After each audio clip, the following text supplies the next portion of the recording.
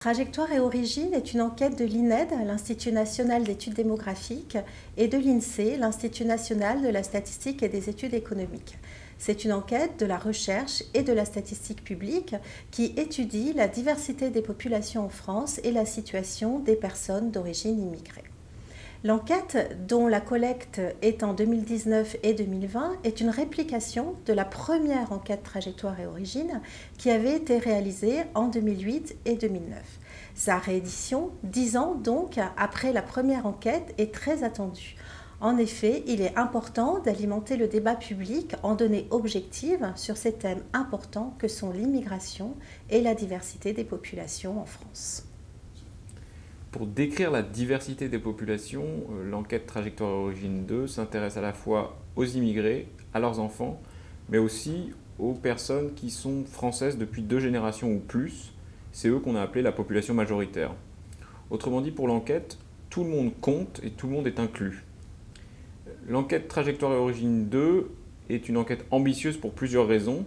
D'abord, c'est une enquête de grande ampleur avec un objectif de plus de 26 000 répondants. C'est aussi une enquête qui utilise une méthodologie rigoureuse pour surreprésenter des populations rares, tout en restant représentative de la population générale. Et enfin, c'est une enquête qui, comme l'édition précédente, a pour but de servir de référence pour les travaux sur les immigrés et leurs enfants, que ce soit dans la recherche ou dans la statistique publique. L'intérêt de l'enquête pour les enquêtés, pour les enquêteurs et les enquêtrices, comme pour les utilisateurs des données, tient aussi à son caractère généraliste. De nombreux thèmes sont abordés dans le questionnaire pour couvrir l'ensemble des dimensions de la vie sociale, en combinant plusieurs domaines des trajectoires des individus et en récoltant des informations à la fois sur leurs pratiques et sur leurs opinions.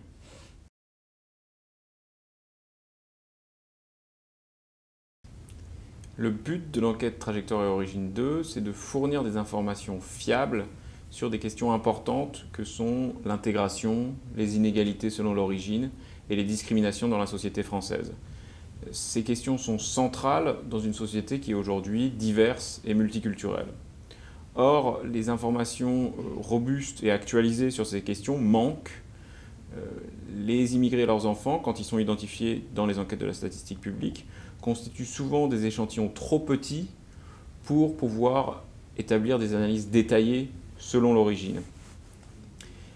L'enquête Trajectoire et origine 2 aborde parfois des sujets sensibles, l'identité, la religion, les opinions politiques, l'état de santé, les discriminations. Dans la conception du questionnaire, on a apporté une attention très importante à la formulation de l'ensemble des questions, et toutes les questions ont été testées plusieurs fois pour s'assurer qu'elles étaient bien reçues par les enquêtés. Sur toutes ces questions, sensibles ou non, seules des informations rigoureuses et fiables permettront de corriger un certain nombre d'idées reçues.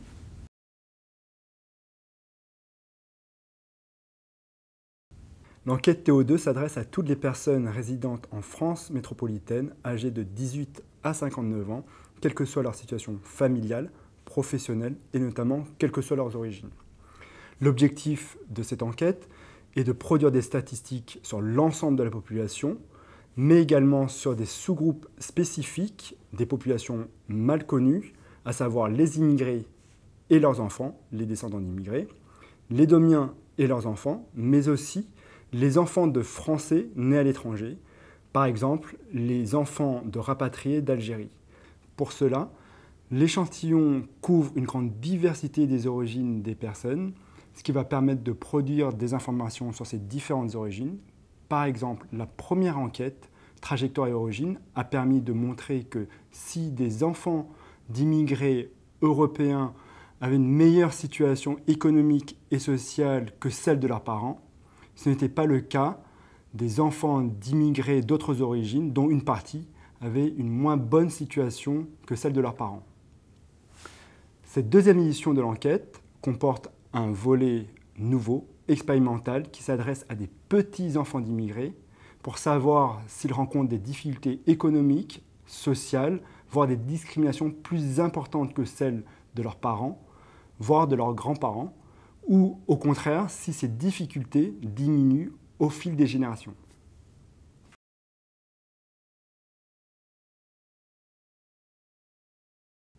L'enquête trajectoire et origine permet de faire des analyses qui ne sont pas possibles à faire avec les autres enquêtes de la statistique publique ou avec le recensement. Par exemple, on sait que 4 immigrés sur 10 sont devenus français au cours de leur vie.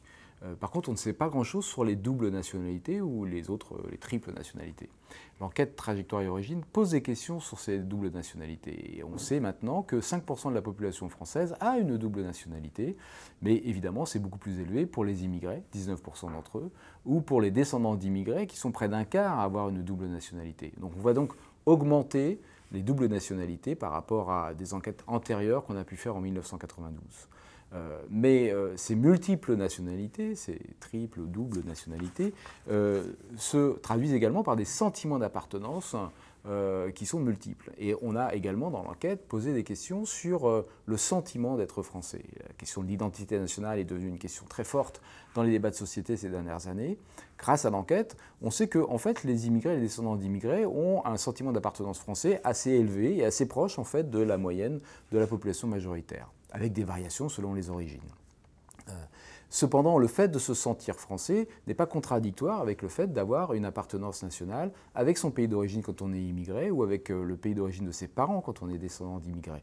Et ce qu'on observe, c'est en fait une combinaison de ces sentiments nationaux entre le fait d'être français et le fait d'être d'une autre origine, les deux se combinant plutôt qu'ils s'excluent.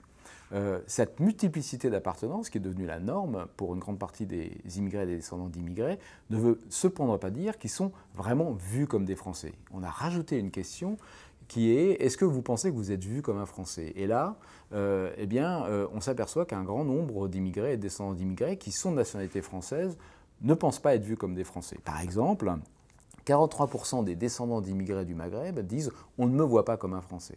Et 57% des descendants d'immigrés d'Afrique subsaharienne disent la même chose. Il y a donc là un hiatus entre le fait de se considérer comme français, mais le fait de ne pas être conçu, perçu comme les autres dans la société française, comme un Français comme les autres. Et cet hiatus-là conduit à des formes de discrimination ou des inégalités que nous avons pu analyser par ailleurs. Enfin, dernier type de questions que nous avons posées et qui ne sont pas disponibles dans d'autres enquêtes, c'est la religion.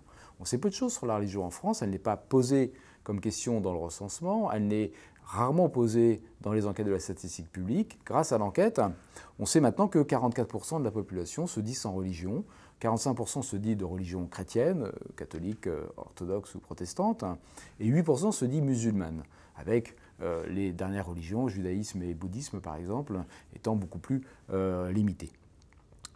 Mais évidemment, cette distribution varie considérablement selon les origines. Les immigrés viennent de pays où la religion joue un rôle plus important, donc alimente l'identité quotidienne, et donc ils vont avoir tendance à déclarer plus de religiosité et plus d'appartenance religieuse que la population majoritaire. C'est le cas, puisque 19% seulement d'entre eux se disent sans religion, 80% disent j'ai une religion, avec une grande place de l'islam dans l'immigration récente, 42% des immigrés se disent de religion musulmane. Cette importance de la religion, elle va se retrouver chez leurs enfants qui naissent en France. La transmission religieuse dans les religions minoritaires, islam ou judaïsme, est plus élevée que dans la religion majoritaire, catholicisme. 25% des enfants qui ont grandi dans une famille catholique disent « je n'ai pas de religion ». Ce n'est le cas que de 9% des enfants qui ont grandi dans une famille musulmane ou une famille juive. Donc il y a là des variations dans la transmission de la religion qu'on a pu identifier et analyser dans le cadre de l'enquête trajectoire et origine. Et grâce à cela, on a augmenté notre stock de connaissances sur des données qui n'étaient pas présentes jusqu'ici. La réalisation de TO2 permettra de savoir si ces résultats ont changé depuis 2008. C'est pourquoi on compte sur vous et votre participation à l'enquête. Chaque réponse est importante.